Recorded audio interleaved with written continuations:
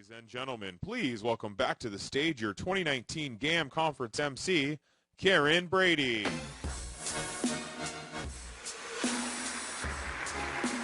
Hey guys, good morning.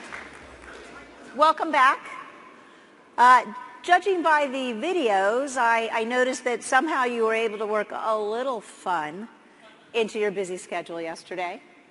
And welcome back to our virtual attendees. I'm sorry you missed out on some of the wonderful networking events, but I trust everybody enjoyed their sessions yesterday. We have a lot more great sessions ahead for us today.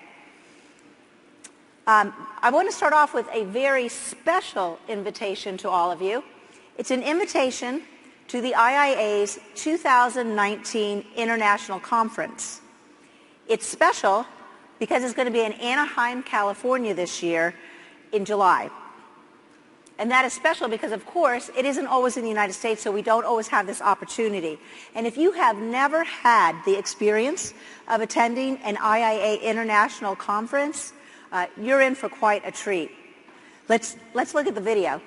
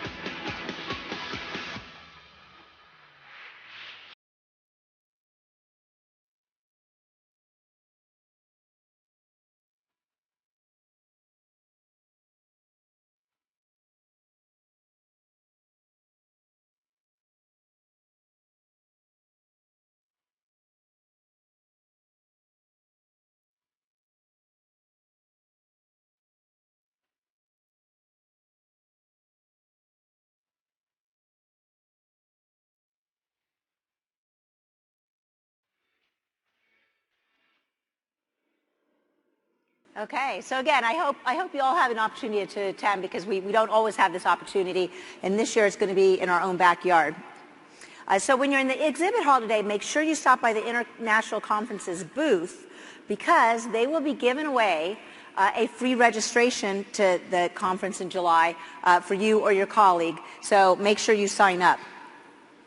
Another video that we're going to show in just a minute that I'm really excited about, it's regarding the CIA designation, Certified Internal Auditor designation.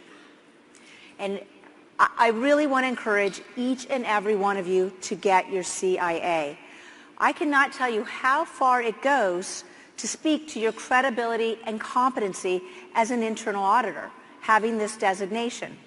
So if you don't believe me, watch what your colleagues have to say. I am a certified internal auditor. It is the only globally recognized certification for internal auditors. My CIA proves I'm knowledgeable. It proves I am credible. I am competent. I'm confident. I am committed to providing value to my organization. And can perform a quality internal audit anywhere in the world. In accordance with the standards. My CIA shows my organization that I am committed to saving them time, money, their reputation, helping to improve organizational culture, enhance critical processes, and inspire the highest level of ethical conduct. My CIA sets me apart from my peers. And it shows that I can make a difference. Over 150,000 CIAs have been awarded in more than 170 countries.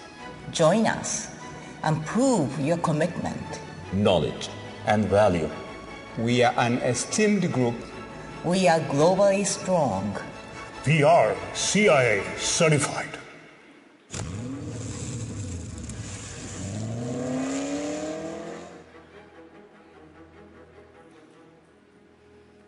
Wow, well, I hope that inspired you. But if that didn't inspire you, first of all, let me ask how many people received their designation this year, their CIA designation this year? Please stand. Stand if you received your designation this year. Yes. Yes. Awesome. Awesome. It takes a lot of initiative, so I think that was a great move. Congratulations. Now, every single person in the room who has their CIA designation, please stand. Yes. Yes. That really is amazing. And just know that you guys are just some, actually a few, of the 157,000 people worldwide who have their CIA designation. So kudos to you guys. And if you don't have it, now is a really great time. If you go to the booth in the exhibit hall, the IIA is waiving the application fee through the remainder of the month. So go in and talk to them and do your application. Get it going. Get the ball rolling. Before I introduce this morning's speaker, I have a couple of housekeeping announcements to make. The first one is regarding evaluations. Evaluations are so very, very important to the IIA. We want to know what you like, what you don't like. We want to improve your experience, and we want to know how this experience was. So at every session, if you have the app, open up the app, click on the session. There's a survey icon. Hit the survey icon, and you can complete the evaluation for that specific session. Now, when this entire conference is over, you're going to get an email with a link in it so that you can evaluate the overall conference experience. And again, that information is just invaluable to the IIA, so we appreciate your comments. Also, I want to thank, as always, our exhibitors and sponsors, without whom this would not be possible. There are just some really unique services and goods being offered. I hope you guys are taking the time in the exhibit hall to speak to our exhibitors. Again, a lot of great information there. So on your breaks today, make sure you drop by and say hi and thank them. So, with all that being said, I am delighted to introduce today's speaker. It's Mike Evans, an award-winning author and speaker. Clients describe him as inspiring, motivating, and a ball of energy with an unequaled focus and passion for helping them achieve their desired results, both personally and professionally. Mike has developed a unique perspective from 20-plus years of working along a star-studded list of renowned thought leaders, including Dr. John Kotter, Dr. Stephen Covey, Tom Peters, and Steve Farber. In addition to being a best-selling author, clients rely upon Mike's solutions to accelerate change, shape their optimal culture, flawlessly execute key strategies, ignite leadership capacity at all levels, amplify employee engagement, and cultivate peak performance. Mike works with organizations around the globe and in virtually every arena. He counts 31 of the Fortune 50 as his clients. Mike will be at the bookstore during the 30-minute break immediately following this session for a book signing.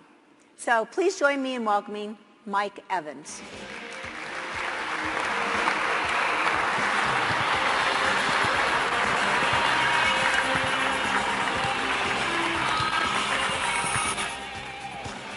Thank you very much, Karen. I appreciate it for the warm introduction. Glad to be here. Good to see some old familiar faces. John and Carly, how are you doing? We've known each other for how long? 10 minutes. I think I see Annie from BNY Mellon back there. Annie, how long have we known each other? 7 minutes. It's been great. Hey, so let's just jump right into this, gang. Our old buddy Charles said it great when he said it's not the strongest of the species that survives, nor the most intelligent, but the ones most responsive to change. That applies to businesses as well as it does to individuals. Individuals, organizations, teams, and departments that embrace change, that adapt, that are resilient, that grow and innovate will continue to thrive and excel in what we call the new world of work. We would say and suggest that we are currently in a brawl with no rules. Things have changed dramatically in corporate America over the last 10, 15, 20 years. The way we've done things in the past is not going to allow us to achieve the same level of success in the future. So what are we to do? So I'm going to hopefully leave you with a few ideas that you can internalize and apply yourself or for your team, your organization, or your department to achieve and exceed what matters most to you. Now, don't get paranoid with that big eyeball looking at you, but that is absolutely true. Every one of us in this room is being thoroughly scrutinized at every given moment. Every shrug of your shoulder, every blink of your eye, everything you do is sending signals to those around you. And it's developing beliefs people will have about you, teams will have about you, customers will have about you. And the beliefs that it's generating will either reinforce what they think about you or develop a new belief they'll hold about you. It develops what we would suggest is your brand. We all have a default brand. I call it brand you. It's just the way other people see you. And the way they see you is based upon the experiences you have created for them over time. How many of you in this room, just by show of hand, consider yourself a leader? Every single hand should be up right now. You are the only person that will lead your career, your life, and your destiny. Nobody is going to do it for you. To leave it to fate is not a wise decision.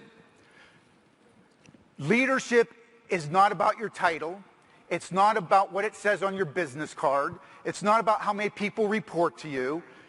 It's primarily the congruence between what you say and what you do. It's about how you live your life and how you go about your work. Try something with me very quickly. I'm going to set this down. If you'd all just play along and just take a look at me here in the middle of the room. If you would all just try and play this game with me very quickly. Put your hands out in front of you very, very wide like this. On the count of 3. And this should be great because we have a lot of people in this room. So on the count of 3, we're all going to clap at the exact same time. So it sounds like one gigantic, thunderous clap. Are you ready? 1, 2, 3. Something happened there. Try it again real quick. On 3. 1, 2, 3. Now, I did that twice, and I still got more than half of the room. So what happened there? You tell me, John, what happened? Did you follow what I asked you to do, my words, or did you follow my actions? So think about that, gang. As a manager, supervisor, leader, even as an individual contributor, your words are cheap. Remember this. People will tolerate what you say. They will ultimately act on what they see you do. Leadership is the congruence between what you say and what you do. Have you ever, Tim, worked for a leader, manager, or supervisor that said one thing and acted inconsistently with their message? How much credibility does that individual have? 0. How difficult is it to regain that credibility? Nearly impossible. Remember that. Leadership has a lot to do with modeling the way. It's the congruency between what you say and what you do. Try something else. Just really quickly. Put your right index finger up in the air. Very quick. Real quick. Point to your chin. Chin's down here, gang. Chin's down here. Do you feel the confusion in the room? You multiply that confusion by 1,000, and that's typically what we see in many organizations. We're telling people one thing, and then we're behaving in a manner that's inconsistent with the message, and we're wondering why aren't people doing what we want them to do. I'll ask you to put your finger up again. I think you may show me a different finger. So answer these questions to yourself in your own mind, but think about it. When it comes to your personal default brand, how do your employees view you? Are you crystal clear, pristinely aware of how your employees view you as a manager, supervisor, or leader? How about your colleagues? Are you absolutely certain how your colleagues view you? What about your boss? Do you know what your boss thinks about you? How about your customers, internal and external customers? Do you know exactly what they think about you, your team, your department? And lastly, what about your friends and family?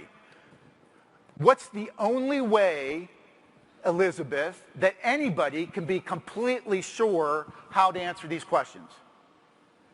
Anybody? You have to ask. If we're not getting feedback, getting perspectives of others, having open and candid conversations, talking about the elephant in the room. You are just guessing, and you have what I would call a phantom reality. You may see yourself one way, but other people may see you in a different way. You may think you are demonstrating a particular brand when in fact you're not. In this new economy, in this new world of work, in this future work, it's about being distinct or potentially being extinct. What are we all going to do as individuals, departments, teams, and organizations to stand out in what I call this sea of sameness? How do we differentiate in the surplus society that has a surplus of similar companies, employing similar people with similar educational backgrounds, coming up with similar ideas, producing similar things with similar prices and similar quality? A little hokey statement, but it's absolutely true. We are in a sea of sameness. A lot of commoditization out there. Customers, internal and external, have a lot of choices. What are you doing to ensure your place in this future work, in this new world of work, in this brawl with no roles? It used to be that the big ate the small. Now it's the fast that eat the slow. That applies to organizations as well as it does to individuals. Every one of us. We need to grow, innovate, adapt, embrace change. Resistance is futile.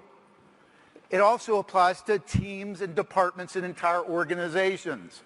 It's about being nimble, being agile, being resilient, being highly accountable, being very focused.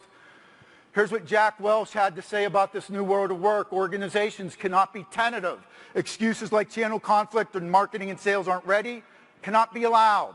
Delaying you risk being cut out of your own market, perhaps not by traditional competitors, but by companies you may not have heard of 24 months ago.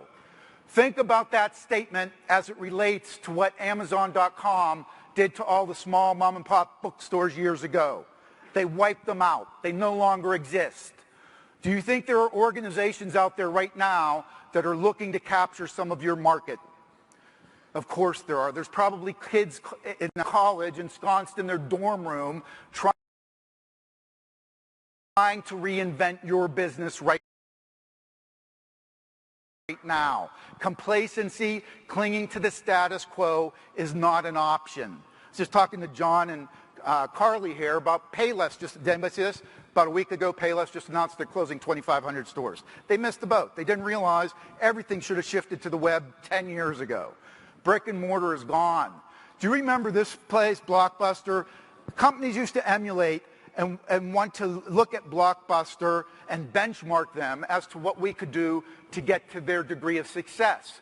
Who ate their lunch? Do you remember we used to get in our cars, drive to a Blockbuster, search around for, 30 minutes, an hour, looking for a video to rent, get back in our car, drive home, watch the video, get back in our car, drive back to Blockbuster, return the video, get back in our car and drive home. Netflix just ate their lunch. You know, Blockbuster actually had the chance a decade ago, maybe a little bit longer, to purchase Netflix for $71 million. They passed on it. They didn't think that was the model of the future. Do you know what Netflix is worth now? About $220 billion. They missed. They missed the wave. Another example. For those of you not my age, we used to have these things called cameras. We had to put film in them. That big box that guy has, as flash bulbs, they went off, they blinded people in the room. We would be walking into walls. But we had those cameras, and to work a camera, for those of you that don't remember, you had to go out and buy, that's called film. You had to buy these rolls of film. You had to buy it for $10. You could take, how many pictures in a roll of film? 20, 25. And then after you took the pictures, what did you have to do, Jim? You had to go to the photomat or the drugstore, get them developed. Then you had to go back, pick them up, take your pictures, and you go back home, look at them and say, these aren't very good. But anyway, then we moved on. How about Nokia? Used to be the world's leader in cell phone technology. They're on the verge of distinction. They missed the ride. They missed the wave of the smartphone revolution. 3 simple examples. There's hundreds of them out there. If you look at some of the primary reasons why these companies failed, and these 6 bullet points apply to every single one of you in this room as individuals as well. First of all, they were all short-term focused. They weren't looking out into the future. They were inwardly focused, meaning constantly looking at what they could do to tinker and get a little bit better with all their internal processes and systems. They weren't looking externally at possibilities and opportunities, hazards. They were complacent with the status quo. Sometimes when we're very successful, it can breed almost this degree of arrogance. We feel we're so good, nobody will ever touch us. That's a fallacy. They had the incorrect ratio between leading an organization and managing an organization. Top performing companies devote 75% to leading an organization, inspiring, motivating, vision, all that sort of thing, versus managing.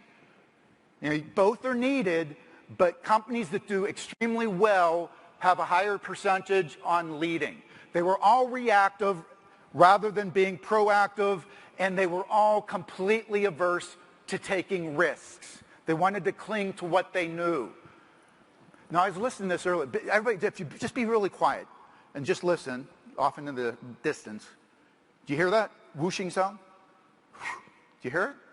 That is the giant sucking sound of slack being extracted from this economy. And by slack, what do I mean? Well, there's a lot of mid-level management jobs that no longer exist.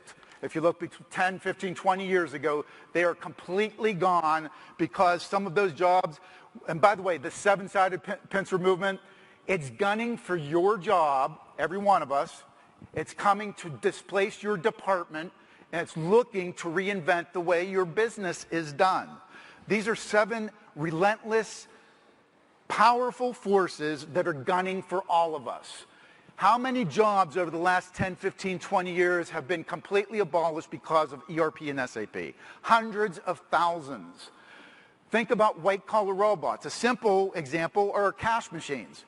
How many bank teller jobs over the last 20 years have vanished because of white-collar robots? There's other examples up there. Amazon. Amazon's going to open 3,000 stores that don't have a human being in them. You go in, you buy whatever you want, you just leave. And somehow they know how to bill you properly. We'll see how that works. Globalization. There's an abundance of talent, and it's only a nanosecond away, a mouse click away. Limitless workforce. Outsourcing. Often better, faster, and cheaper, and they're usually the experts. How many organizations outsource HR? Outsource IT, outsource payroll. If you think your department is safe, you better rethink that. Are you producing work worth paying for? Or are you in potential jeopardy of being outsourced because somebody can do it better, faster, and cheaper? Bye-bye brick and mortar. Think about this. Banking is needed. Banks are not. Travel is needed. Travel agencies are not. Education is needed. Brick and mortar school buildings are not. Things are changing daily. And if we cling to what we know, if we're not willing to adapt, embrace change, if we fight it, we're going to be in a difficult position. Disruptive and destructive competition. Think about Uber, Airbnb, Netflix, Amazon. They're reinventing the way work is done. Artificial intelligence.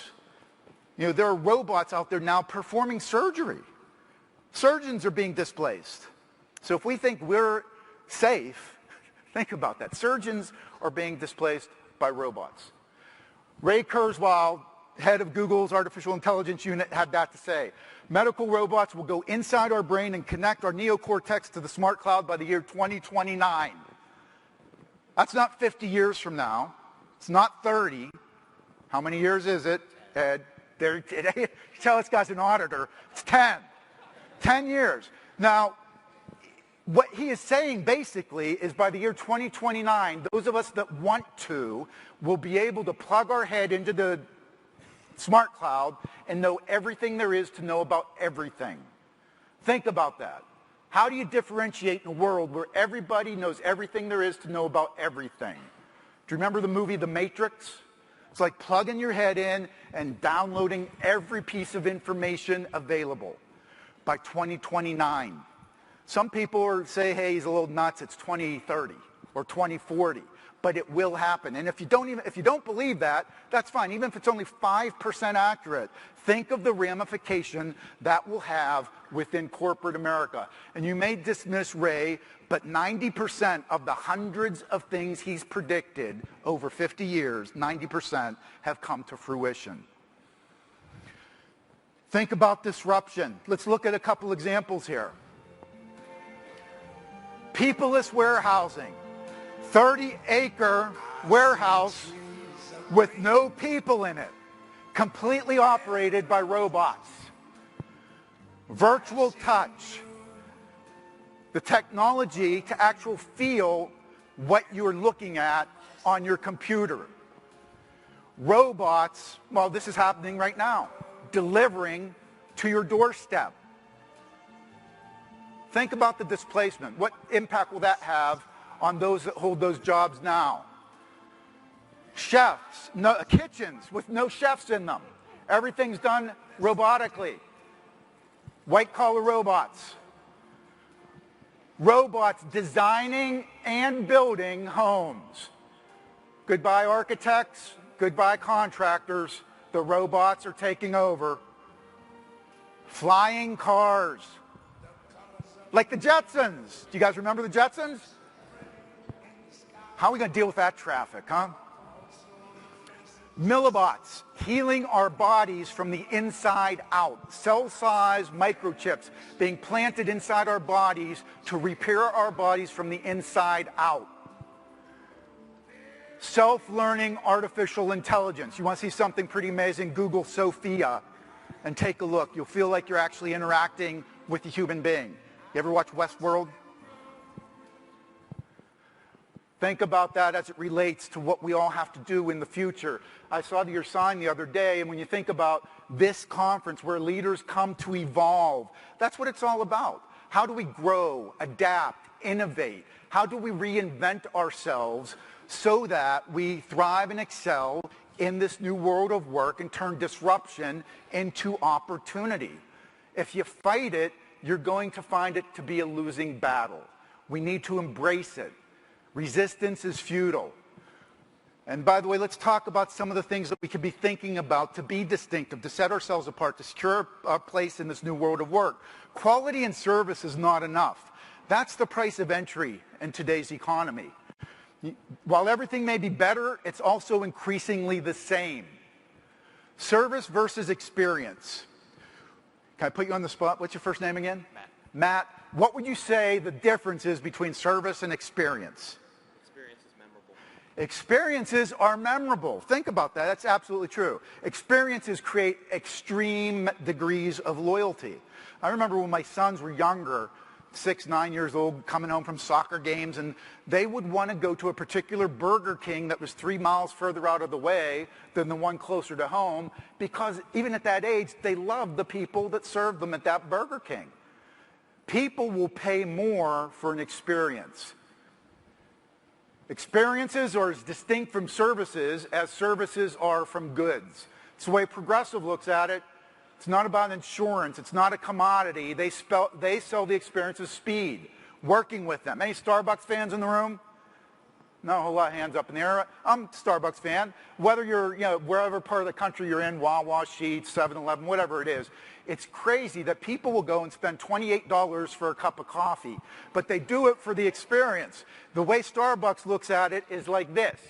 We've identified a third place that really sets us apart. It's the place that's not home, it's not work, it's the place where customers come for refuge. It's the experience. People will pay for experience. They'll pay for the experience you create within your organization, within your department, on your team. That will lock you in to a place in this new world of work. Any Harley riders in the room? Talk about loyal customers.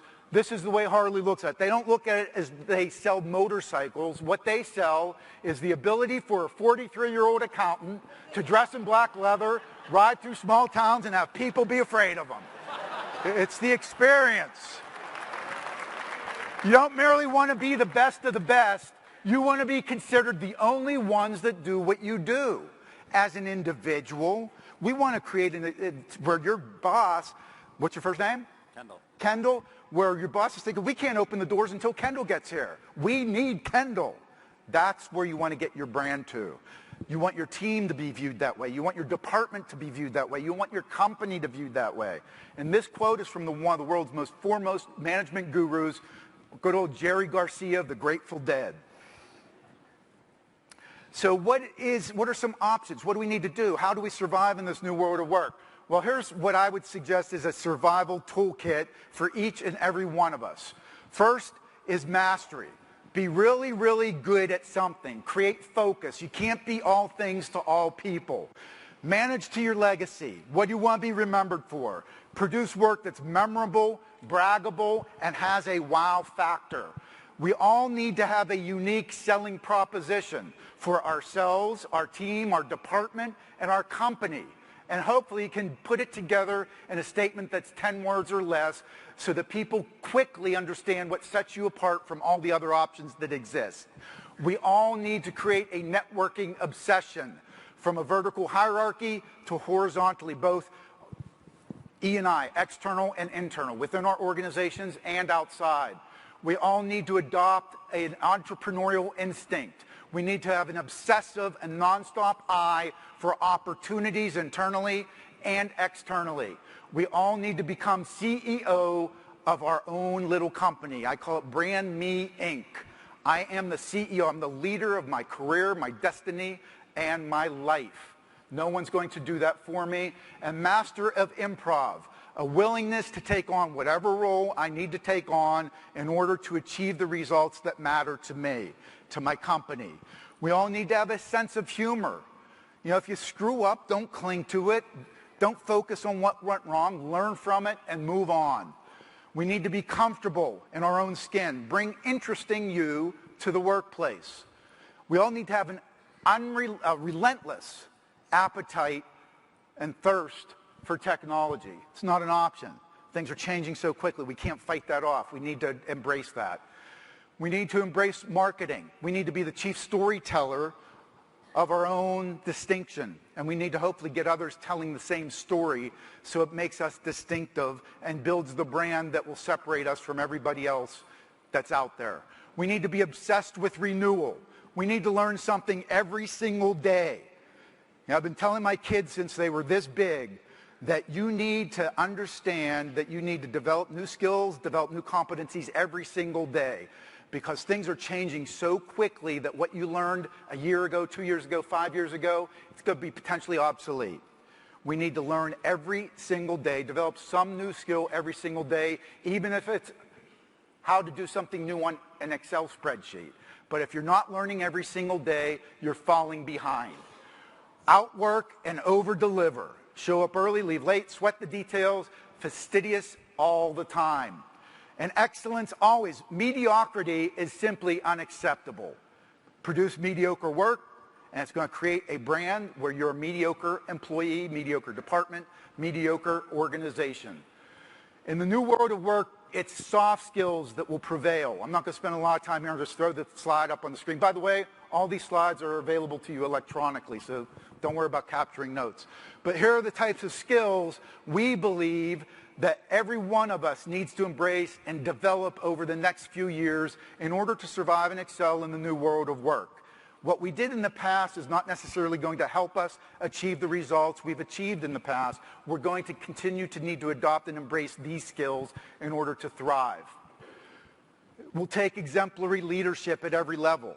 Doesn't matter about your title. We all need to draw out the leadership capacity that resides in each and every one of us. That's the way Churchill looked at results. And what we coach our clients whether they're individuals, teams, departments, organizations, we need to get really clear on what are the top 2, 3 things, results, that you know if you achieve those will take you to the next level, will propel you to a better place. And that's what you have to get really clear on. There's a lot of other stuff that you need to do every single day to take care of your operations, the whirlwind of what goes on. I'm not talking about that. You can't let that go. That's the lifeline of keeping your operation humming. But in addition to that, to continue to thrive, what are the next 2 or 3 results that, you know, if you hit these, puts us in a fundamentally better position than where we are today? Unfortunately, 90% of the time, we actually rounded the number down, it's 92. Over 25 years, we've collected the data. 90% of the time, those that work with us or for us are not crystal clear on what we expect them to help us achieve. Think about that. 90% of the time, people that work with us are not crystal clear on the results we have to achieve. So Julie, can I hold you accountable to help us achieve a result if you don't even know what the result is? It's kind of silly, right? How would it feel, Ua, how do you pronounce it? Eva. Okay, Eva. How would it feel for me to hold you accountable to help us deliver a result that you didn't even know existed? Very uncomfortable, right? 92% of the time, and I'm talking about pristine clarity, meaningful, measurable, memorable results that we know exactly where we need to go. We're completely aligned, everybody moving forward in the same direction. We want to cultivate a culture and a mindset of playing to win. I'm coming to work every day feeling like I'm making progress towards something meaningful. I'm engaged in the work. I feel like we're making progress. There's a big difference between people coming to work feeling like they're playing a winnable game versus coming to work every day playing not to lose. Did you ever feel like you're just coming to work just trying to keep your head above water, keep from drowning? That is not engagement. And by the way, there's a big difference between employee engagement and employee satisfaction. There's a lot of really satisfied, miserable people out there. They're very happy with their paycheck and their benefits, but they're not engaged in the work at all. We need heavy doses of commitment to move to the next level. Compliance in and of itself is not the solution. That's the highest standard a leader can aspire to achieve. Do your people believe they're playing a winnable game? Do they know crystal clear where we're going, why we're going there, how we're measuring progress, where we stand today, and what we have to achieve? Are they coming to work every day feeling like they're playing a winnable game? Can they make a conscious decision as to what I can do today to help us move forward? And if they're not crystal clear on exactly what those meaningful, measurable, memorable results are, then you're not quite sure. I can't make a decision to help my team if I'm not clear on what the result is. Accelerating change, peak performance, flawless execution, engagement, ownership, and accountability. It all begins with clearly defining the desired results, where we have to go, and why we have to go there. Whose job is it on a football team to recover a fumbled football? So I'm going to play devil's advocate with you, Larry. Why is it everybody's job? Pardon me? It's a team. It's a team. So what? They all have a common goal. They have a common goal. What's the goal? To win. To win the game. There you go. A football team, when 53 players line up on a Sunday in a professional game, are any of the 53 players on the sideline standing around saying, not quite sure why we're here today, gang? Every single one of them is crystal clear on the result, to win the game. That's why they're there. So if number one up there, this guy, let's say he's a wide receiver, what would his job description be as a wide receiver? To catch the ball. So if there's a fumbled ball like that one right there, does he stand around and say, man, we should have had our fumble recovery guy in? There is no fumble recovery guy. You go above and beyond your job description. You jump on the ball because you're crystal clear on why you're there, the result, to win the game. Even though it's not, I guarantee you there's no professional wide receiver that has a contract that says, P.S., by the way, if there's a fumble ball, please jump on it. They do it because they're clear on the result to win the game. In fact, you'll cheer a great play by the defense because you know we're in this together. We're a team. In a peak performing culture, accountability is broader than what's in your job description. And this just happened to me last week, a real quick story. So I'm waiting for my flight on a Southwest plane, and I'm standing at the gate looking out the window, and I'm watching the pilot as he's doing his safety inspection, walking around the plane. And then I noticed that he went back to the baggage handlers, and he's helping load the plane up. And I had a sense as to what he was doing. I heard all these great stories about Southwest. But I'm boarding the plane, and he's standing there greeting passengers as they enter. And I said, hey, what's the deal? I saw you helping the handlers put the luggage on the plane. He said, other than safety, our most important result within Southwest is on-time departure, on-time arrival. So if I see that we're running behind, I go back and I help them out. What's his job as a pilot? Fly the plane. But as an employee of Southwest Airlines, he goes above and beyond his job description because he knows what's most critical and will help Southwest continue to thrive. On time, arrival, and departure. I don't limit my actions based upon my job description. What's the difference, would you say, between activity and results? Fernando. They can be measured. Pardon me? They What? can be measured. What results can be measured? Any thoughts? I like that. Difference between activity and results. Anybody? How about I take a stab at it? Ed? Activity is just doing something. Results is just getting to completion. So here's a question for all of you in the room. Does all activity produce a result? You're all wrong. Because even if I do nothing, Steve, do I still get a result? You betcha I do. It's just not going to be the result I want. We tend to think of only the positive outcomes of the actions we take. The reality is the results are the desired and undesired outcomes of the actions we choose to take. The only reason I talk about this and put it up there is we want everybody on your team, in your department, in your organization, coming to work every day focused on your results, not just on being busy. Activity in and of itself will not necessarily produce desired results. Let me know, do you think this gentleman is focused on activity or results?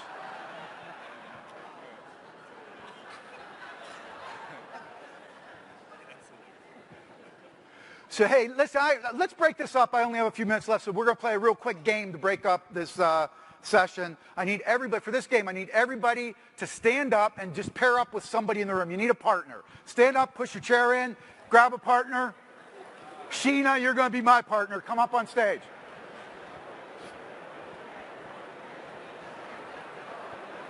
Sheena. All right, so real quick, hey, we have about 1,000 people in the room. If you can help me out, if you can focus in, zero in real quickly, it would be great. So we're going to play a quick game. The object of this game is to win. To win in this game, you have to score points. The name of this game is called the hand push competition. So go ahead and size up the competition you just chose. I am going to give you a very quick demonstration with Sheena on how the game is played. Then I am going to give you 5 seconds to play the game. So the game is played like this. You get right toe to right toe, right toe to right toe. There you go. Firm handshake grip. Sheena's got one. Oh my gosh, she got one. The way I would score a point, I need to push Sheena's hand to her hip. You could go ahead and loosen up for demonstration purposes. If I push her hand to her hip, I get a point. How then do you think Sheena would get a point? She has to push back. So go ahead and get in your stance right now. When I say go, score points. Ready? Go. Score. Score points. Score. Score. Score points. All right, stop. Stop. Give yourselves a hand. Thanks, Sheena. Have a seat. Go ahead and have a seat. Thank you.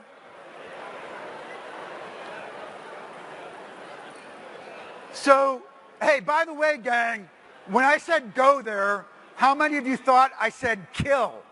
Wow. So I do that, you're probably wondering, what's this guy doing? I do that for a few reasons. One is to lighten the mood, have some fun, get the blood flowing, but more importantly, as a preface to this next model that I want to share with you. And I'll preface that by saying this. I've shared this model with people around the world for 20 years at every level of an organization. Front lines to senior executives of multi-billion-dollar companies. And I always get people calling me back 6 months later, a year later, 3 years later, and they tell me, Mike, you know, that simple model that you shared with me changed my life. And I only tell you that to suggest that if you can stay with me and focus and zero in for 5 minutes while I explain this, it can change your life right now, today, if you internalize this and put it into play. All right? Fair enough? So in that game that we just played, what was the object of the game? To win, what did you have to do to win? Score points. And in business, we call points results. What did you physically have to do in that game to score a point? I heard it. Someone said it. Say it again. Push. So you had to take an action. So listen to the specific words I'm deliberately choosing to use here. It's the action you chose that produced the result you achieved. It's the action you chose that produced the result you achieved. How many tandems, partnerships, teams in the room scored a lot of points, like more than 5 points? Who was your partner? So I think I was watching. I think you guys scored quite a few. What were your names? John. John and Juan and Yvonne. Stand up. When I say go, don't explain it. Just show the rest of us what you did. Juan and Yvonne. Ready? Go. Score. Go, go, go, go, go. All right. Give them a hand. Great job. Good work, gang. How many tandems in the room scored very few points? How many scored none? You scored? You had your hands up? Who scored none? Show of hands. Who was your partner? All right. So stand up. Show us what you did. We got names. Rick and Rick. Aaron. Rick and Aaron. Go ahead. Rick and Aaron. Ready? Go. Score. Go. Go. Stop. You're going to break his wrist, Aaron. Give him a hand. All right. Have a seat. Good job. And I saw a variety of different ways in which that game was played. And I saw a lot of people playing it differently. And I often ask folks, did anybody play the game differently? And I recently was at NASA about 2 months ago with a group of engineers, said they were actually rocket scientists. And 2 of them stood up and said, yes, Mike, we played the game different. They grabbed hands, they touched hips, and they said, that's an infinite number of points. You know, leave it to the engineers to overthink the process, right? Now, here's where this model gets deeper, gang. Think about this. We all got the same instructions from the same person in the same room at the same time, and you all played the game different. Why? Why? We put our own creativity in. I heard a lot of different comments out there. I capture all of what you just said by saying it's the beliefs you took into the game that drove your action, which produced your result. It's the beliefs you took into the game that drove your action that produced your result. I'm not talking about major beliefs like political or religious beliefs. Very simple beliefs like with Juan and Yvonne. The belief may have been if we're going to win, we need to cooperate. Win-win mindset. It's Juan and Aaron. Aaron, right? Juan and Aaron, completely different. If I'm going to win, Juan's going down, baby. Win-lose mindset, completely different, right? It's just how you synthesized the information, how you interpreted the instructions, the beliefs you took into the game drove your particular action, which produced your result. And by the way, I did give you some instructions there, but was I crystal clear on the instructions? I told you the object was to win, did I not? Did I tell you who you were competing against? You could have decided it's me against my partner, or you could have decided it's me and my partner against every other team in the room. I left that up to you. But you just need to understand that it's the beliefs we hold that drive our own actions that produce our results. Where do we get those beliefs? Where do they come from? It's our lifelong experiences. It's every experience you have had in your personal life and your professional life for you has produced your unique set of beliefs. Each of us, all 1,000 of us, have a unique set of beliefs because we've all lived different lives. And we will take action based upon our beliefs, and it's producing whatever results you are achieving today in your personal life and in your professional career. So let's take it back to the business realm. When a team, department, or a company is not achieving their desired result, where on that model do they tend to focus? Almost always to the action layer. What's your familiarity with action plans? When action plan A doesn't work, what do? Go to B. And if B doesn't work, Steve, go to C or change the result. Here's the key, gang. If you find you're spending a lot of time right there at the action layer, enforcing compliance around policies and procedures, telling people what to do, when to do it, and how to do it. That's a big red neon blinking light saying you have some beliefs in your culture that are holding you back. Let me give you an example. I was working with Boston Medical not long ago, and the nursing manager at Boston Medical rolled out a new policy to 900 nurses. The policy said, for every new patient you discharge, complete this new form. The nurses looked at the form, and they said, there's nothing on that form that we're not already capturing in the system. So what's the nurse's belief about the new form? It's a waste of time. So what most likely will their action be? They won't do it, or if they do it, it's a half-hearted attempt. Here's a critical question. Can the nursing manager, if she chooses to, spend the time and energy, can she enforce compliance and make them use the new form? Of course she can. But if she has something more important to do in the building across the street and she's no longer around, now what action will the nurses take? They'll revert back to their belief, which is this is a waste of time, I'm not doing it. The reason that plane is under the action layer, say I drank too much coffee this morning, see, the reason that plane is under the action layer there is because most people, most managers, most supervisors, most leaders, most human beings operate with a model that's just 2 layers deep, focused on actions, telling people what to do, when to do it, and how to do it. The problem with that is it's time-consuming, energy-draining, and you end up spinning your wheels because when you're not telling people what to do, they will always revert back to their belief, and that's what they'll take action off of. That's why change is so hard. One of the reasons why change is so hard. The bottom 3 layers of this model, the way your folks think and the way they act, that is your corporate culture. It's your team's culture, whether it's a team of 10, a department of 50, or a company of 5,000. The way we think and act cumulatively is our culture, and it's producing whatever results we're achieving today. Our financial results, our customer results, our operational results, our employee results. It's a byproduct of the way we think and act. If you have to achieve better, loftier results in the future, can we continue to think and act the way we always have and expect to achieve a better result? What's the definition of insanity? Doing the same thing over and over and expecting a different result. If you're only focused on the hands and the feet, the actions people take, you're neglecting the head and the heart, why people think what they think. If you take nothing else from our time here today, understand this. If you can internalize this, you'll be better off than when you walked in the door. Just know that every action you take is an experience for everybody else watching you. And here's the kicker. It's either reinforcing what they already think about you, or you're creating a new belief they will hold about you. And if you're aware of that, and you're thinking, are the beliefs I'm instilling in others helping me get to the results I want professionally and personally?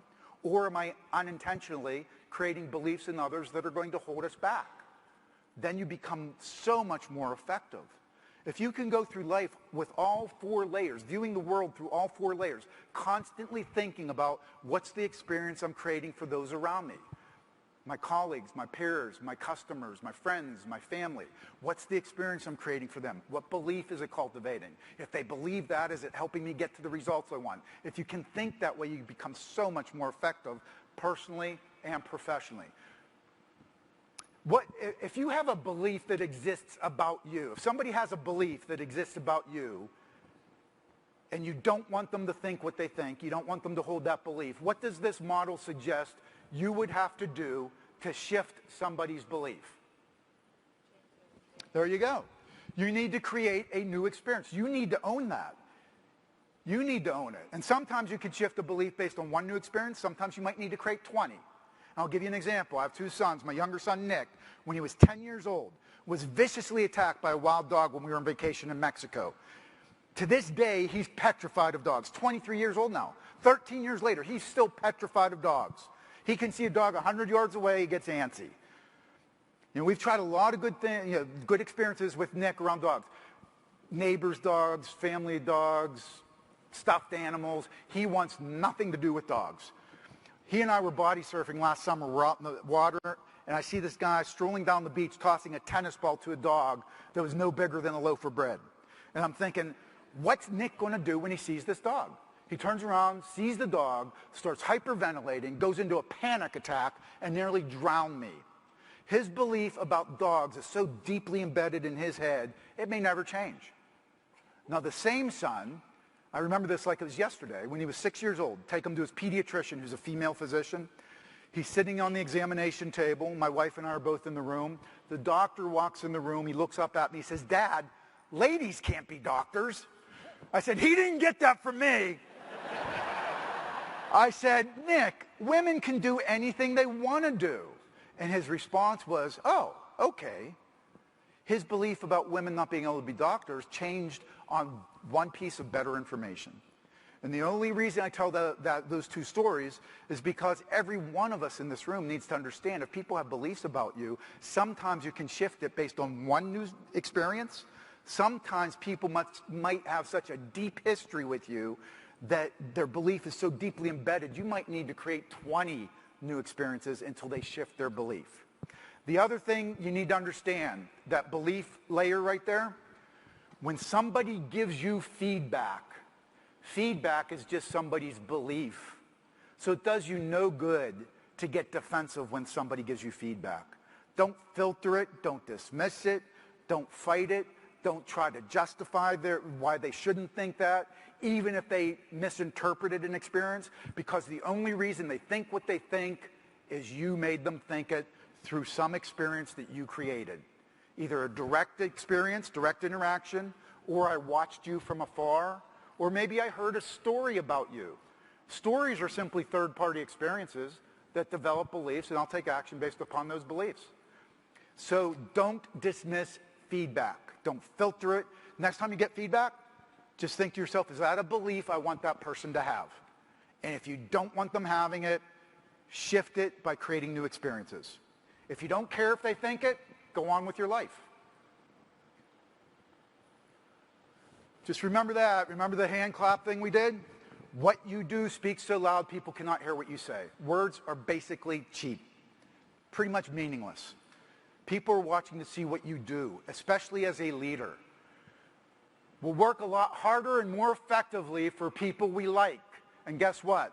We like them in direct proportion to how they make us feel. When do you usually hear that question being asked? Who's accountable?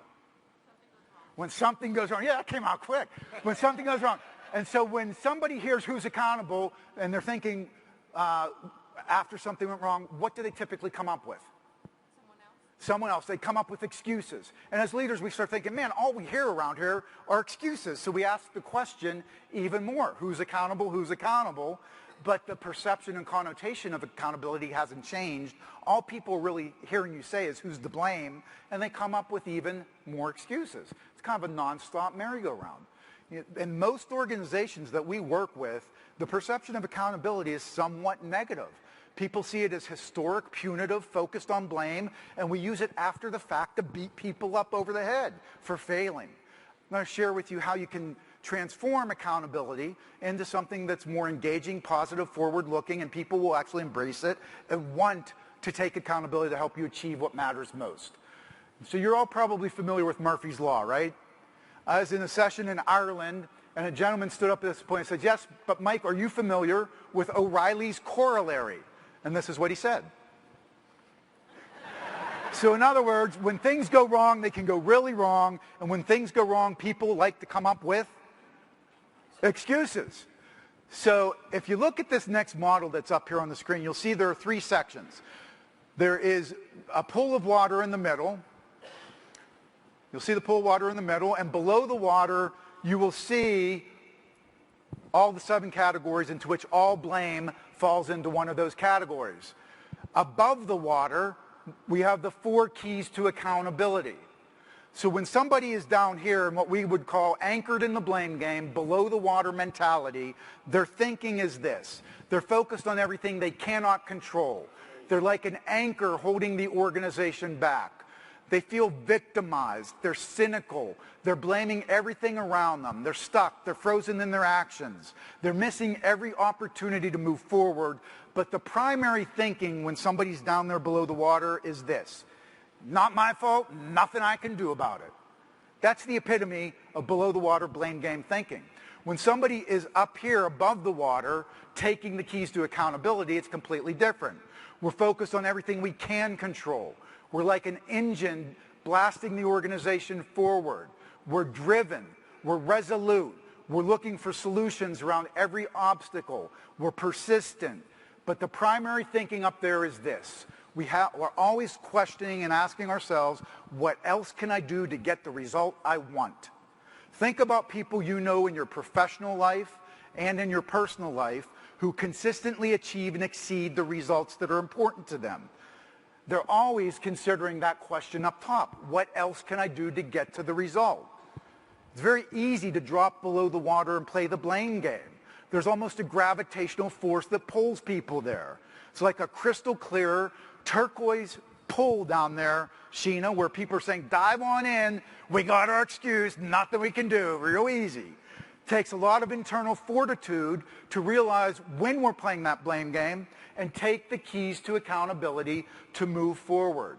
You will never, ever, ever, ever, ever achieve a meaningful result while you play the blame game. How often? Never. Very good. Here's two stories to demonstrate this. Any of you in this room from the Pacific Northwest, by show of hands? No? Do you remember what happened with Jack in the Box fast food chain back in the 90s? E. coli in their hamburger meat killed 7 children, caused several hundred to get very seriously ill. Their first response to that incident, do you think they took accountability and ownership? Immediately point the finger of blame to Vaughn's supermarkets. We get all our meat from Vaughn's. It's their fault. Do you think Vaughn's was going to take that sitting down? Nope. Vaughn's jumped right in and said, not our fault. It is the meat packers. We get it from the meat packers. The meat packers said, no, we're not taking that. It's the USDA. Not enough meat inspectors to inspect the meat. The USDA said, nope, not us. Congress. Congress didn't give us enough budget to hire enough people. It's their fault. On and on and on the game went. How long? Any guesses how long it took Jack in the Box to recover financially? Shout it out. 7 years. They don't even exist on the East Coast, but 7 years to recover financially. The antithesis of that, for any of you from the Chicago area, do you remember what happened with Tylenol back in the 80s? Some lunatic laced capsules of Tylenol with cyanide, killed 7 people, caused hysteria worldwide. At the time of the incident, Tylenol had a 38% market share. Do you recall what their immediate response was? Not only a recall, but they incinerated $300 million worth of product. So their market share went from 38% to 0 within 48 hours.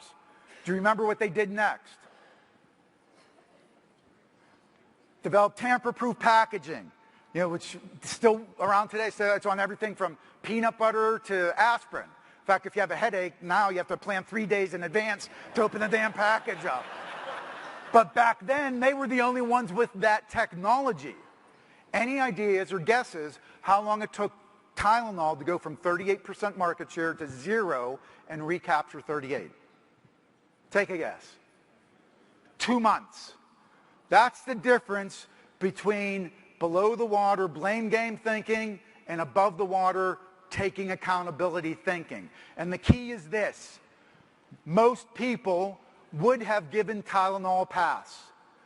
They would say, they can't control what some lunatic did. It's not their fault. That wasn't Tylenol's thinking. Their thinking was, we did not do enough to protect the consumer. It is our fault. That's the difference between people that take accountability and ownership versus those that want to blame every other thing or every other person for their situation. I have a brother that lives his life that way, 50 years old, and everything that's ever happened to him is somebody else's fault or something's fault. And I constantly tell him, no, Billy, you're wrong. It's the way you decided to deal with the challenge. 2 people can be confronted with the same exact challenge, barrier, or obstacle and end up in completely different places. Somebody can play the blame game, oh, poor old me, nothing I can do, and achieve nothing. Somebody else can say, hey, tough situation, I'm going to do whatever it takes because I want that result. That's the difference between below the water blame game and above the water engaged thinking. You don't have to answer that out loud, but just give it some consideration. How much time do you personally, your team, your department, or your company spend wallowing in self-pity below the water, blaming other things, other people, vendors for your situation? Real quick clip here. This is from Rocky 29. But in this clip, Rocky's son, who's there on the right, is talking to his father on the left about how Rocky's decisions have destroyed and messed up my entire life. It's all your fault, Dad. So when you watch this clip, just listen to some of the language that's being used and watch some of the body language as well, and then we'll talk about it. If you don't have to do it. Yeah, well, I think I do. You know, living with you, it hasn't been easy. People see me, but they think of you. Now with all this going on, this is going to be worse than ever. It don't have to be. No, sure it does. Why? You got a lot going on, kid. Well, my last name? That's the reason I got a decent job. That's the reason why people deal with me in the first place. Now I start to get a little ahead. I start to get a little something for myself, and this happens. Now I'm asking you as a favor not to go through with this, okay? This is only going to end up bad for you, and it's going to end up bad for me. You think I'm hurting you? Yeah, in a way you are. That's the last thing I ever wanted to do. I know that's not what you want to do, but that's just the way that it is. Don't you care what people think? Doesn't it bother you that people are making you out to be a joke and that I'm going to be included in that? Do you think that's right? Do you?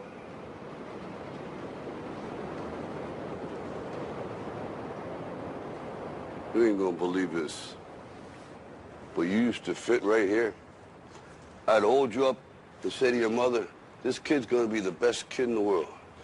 This kid's gonna be somebody better than anybody ever knew. And you grew up good and wonderful. It was great just watching you every day. It was like a privilege. Then the time come for you to be your own man and take on the world, and you did. But somewhere along the line, you changed. You stopped being you. You let people stick a finger in your face and tell you you're no good. And when things got hard, you started looking for something to blame, like a big shadow. Let me tell you something you already know. The world ain't all sunshine and rainbows. It's a very mean and nasty place, and I don't care how tough you are, it will beat you to your knees and keep you there permanently if you let it. You, me, or nobody is gonna hit as hard as life.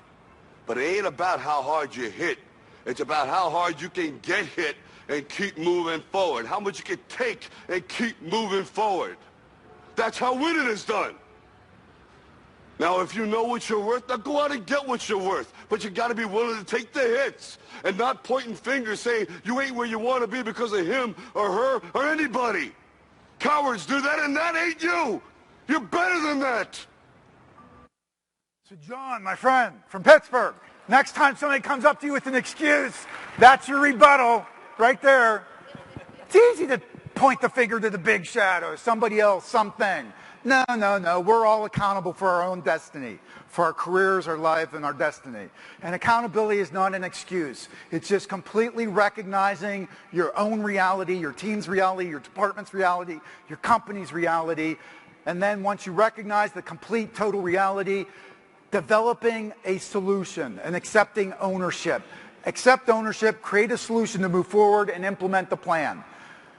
Recognize realities, accept ownership, create a solution, implement the plan. Somebody just last week asked me, well, Mike, can you be partially accountable? I said, of course you can. It's called not being accountable. It's a destination. You can't get 2 steps or 3 steps into this and just stop. And it's not a destination that you arrive at, you do it once. You got to constantly go through all 4 keys. And within each one of those 4 keys, the first one is recognize realities. And by the way, if you don't do this one well, forget the rest. There is a flow. If you miss this one, if you don't do it well, forget the rest. There are 5 best practices under each of the keys to accountability. So there's a total of 20 best practices. I'm not going to spend time here, but if you look at those, nothing up there is rocket science. It's all common sense stuff.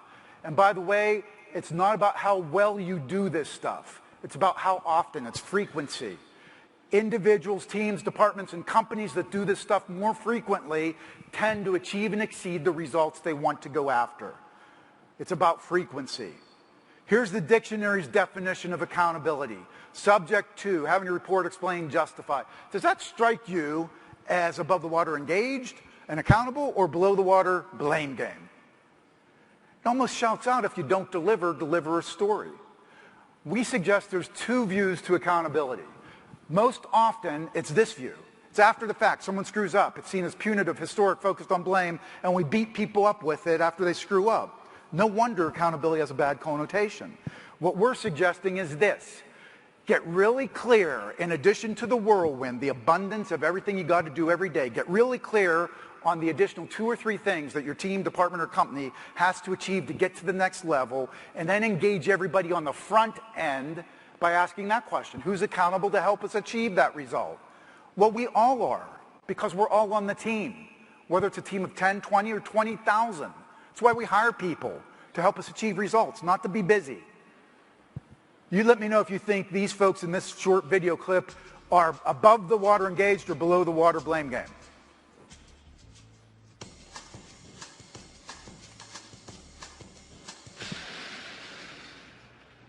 Whoa, that's not good. Oh, I don't need this. I'm already late. Somebody will come. Anybody out there? Do you have a phone? No. Sorry. Somebody! Hello? There are 2 people stuck on an escalator and we need help. Now, would somebody please do something? Help! I don't believe this. You gotta be kidding me. I'm gonna cry. Well, there's nothing else left to do. So you heard what he said. There's nothing we could do. That's the definition of being below the water blame game. Poor old us, nothing we can do. Hopefully nobody is that degree below the water in your organization, but we've seen some come pretty close. By the way, don't tell anybody, but the title of that clip is Government Employees. I didn't come up with it. I'm just the messenger. Here is what we believe is the more effective definition of taking accountability. It's a personal choice to rise above one's circumstances and demonstrate the ownership necessary for achieving desired results by recognizing our realities, accepting ownership, creating a solution, and exercising action. What 2 words in that definition stand out to any one of you? I heard somebody say that. That's exactly right. Personal choice. Accountability is a choice, just like anything else. You cannot make somebody accountable. I cringe when I hear somebody say, we got to make them accountable. What does that mean? You can hold people accountable in a positive, principled manner. You can't make anybody anything. It's always a personal choice. Hopefully all of us can go back to wherever we work and lead and model the behavior so that others choose to do the same. You can't make anybody anything. When organizations embrace all these concepts, we move from externalizing change to internalizing the need for change, from blaming others to taking accountability, from doing my job focused on activity to achieving the results that matter to all of us, from working in silos to truly collaborating to move beyond what and excel and achieve what's important to the organization, and from telling people what to do to truly engaging the heart and head of those we lead. So they self-select the right actions, tap into their discretionary performance area, and go above and beyond what's required to achieve what matters most. This is what we started with. Our defense to the 7-sided pincer movement that's coming for all of us, we would suggest it's this. This is the kryptonite. It's ideas. It's speed. Implementing ideas of speed. Tapping into the talent that resides in our organization at every level. Tapping to the talent that resides inside each one of us. It's about distinction. What are we doing to make sure we're distinctive from all the other options that are available? And drawing out leadership capacity from every level of an organization. That's the kryptonite in this new world of work. Remember, leadership is a choice. You don't need permission. You don't need a title. You don't need people reporting to you. Leadership is primarily the congruence between what you say and what you do, how you live your life, how you go about your work. I'll leave you with this. Only when you assume full accountability for your thoughts, feelings, actions, and beliefs can you control your own destiny. Otherwise, someone or something else will.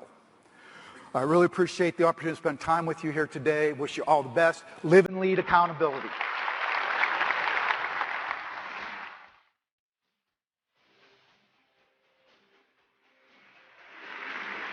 Well, thank you, Mike. That was an exhilarating and thought-provoking start to our day.